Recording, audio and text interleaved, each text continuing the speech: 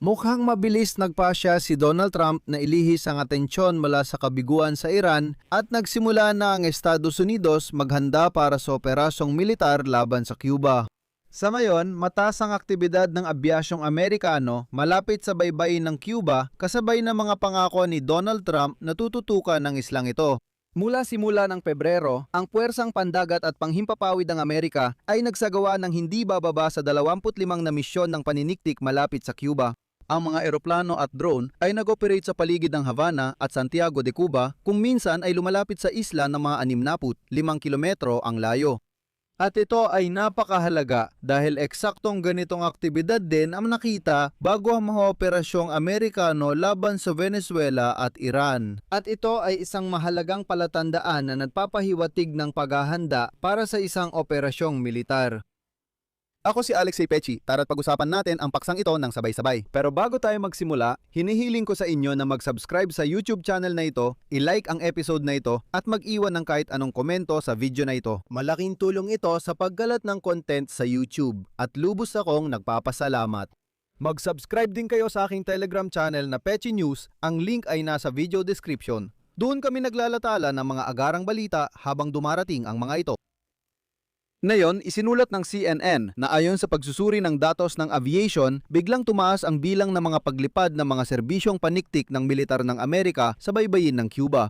Ayon sa datos ng Flight Radar, mula Pebrero 4 ang hukbong dagat at hukbong himpapawid ng Estados Unidos ay nagsagawa ng hindi bababa sa 25 ganitong mga flight gamit ang mga eroplanong may piloto at mga drone. Karamihan sa mga ito ay naganap malapit sa dalawang pinakamalalaking lungsod ng Cuba, ito ay ang Havana at Santiago de Cuba, at ang ilan ay nasa loob ng 65 kilometro mula sa baybayin. Kapansin-pansin dito, ito lang ang mga nakitang lantad sa publiko at babalikan pa natin dahil sa tingin ko, sinasadya talaga para makita ng lahat. Ipinapahayag na karamihan sa mga paglipad ay isinagawa ng mga eroplanong pandagat na pangpatrulya na P-8A Poseidon na idinisenyo para sa pagmamanman at paniniktik at ang ilan ay ng mga eroplano na RC-135V Private Joint na espesyalista sa pangangalap ng elektronikong paniktik.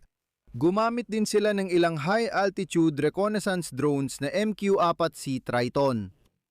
Ang mga paglipad na ito ay kapansin-pansin hindi lamang dahil sa kanilang kalapitan sa baybayin na nagpapahintulot sa pangangalap ng impormasyon para sa paniniktik kundi pati na rin sa biglaan nilang paglitaw.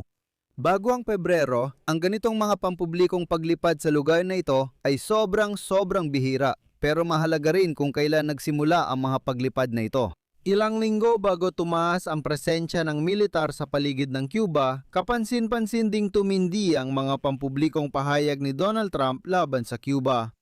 Ipinost muli ng Pangulo ng Estados Unidos sa Truth Social ang komento ng host ng Fox News na si Mark Thiessen na bibisitahin ni Trump ang malayang Havana bago siya bumaba sa pwesto bilang presidente.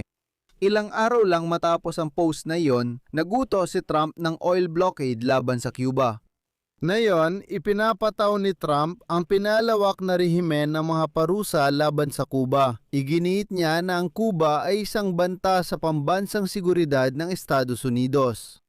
Samantala, tinatanggihan ng mga opisyal ng Cuba ang palagay na ang kanilang komunistang gobyerno ay nagdudulot ng anumang panganib sa Estados Unidos. Ipinagdiinan nila na bukas sila para sa negosasyon kahit na nanghako silang magsasagawa ng matagalang gerilyang digmaan laban sa mga tropang Amerikano sakaling magkaroon ng pag-atake.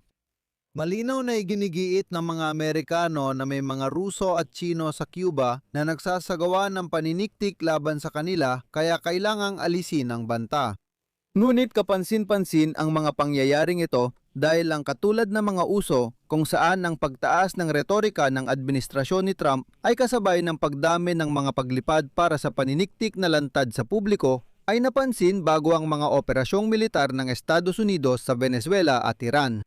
Sa kaso ng Cuba sa Venezuela, noong ika-2 ng Setyembre 2025, inihayag ni Donald Trump ang unang pag-atake ng Amerika sa isang barkong nagdadala ng droga sa kalagatang Caribbean. Partikular niyang tinukoy ang kaugnayan nito kay Nicolas Maduro, na noy presidente ng Venezuela na inakusahan ni Trump ng malawakang pagpatay, kalakalan ng droga, sexual na pagsasamantala, pati na rin ng mga gawa ng karahasan at terorismo. At isang linggo lang ang lumipas matapos ang pahayag na yon ni Trump. Nagsimula ang mga pampublikong demonstratibong reconnaissance flights sa baybayin ng Venezuela at nagpatuloy ito hanggang sa mga araw bago ang pagdakip kay Maduro ng mga Amerikanong Special Forces sa kanyang tirahan sa Caracas. Kung mapapansin nating may paghinto ng mga paglipad malapit sa Cuba, maaring senyales ito ng sisimulang operasyong militar ng mga Amerikano. Katulad na trend ang napansin sa Iran kung saan mas malaki ang grupo ng mga eroplano. Katulad nito, ang mga drone para sa pagkolekta ng impormasyon ay hayagang nagmamanman sa timog baybayin ng Iran bago ang magkasanib na pag-atake ng US at Israel. Kabilang sa mga eroplano na aktibong lumalawak sa sigalot sa Iran ay ang mga P-8A Poseidon RC, isang 35V rivet joint at MQ-4C Triton. At itong mismong mga eroplano, itong eksaktong mga eroplano at mga drone na ito ang kasalukuyang nagmamanman sa Cuba.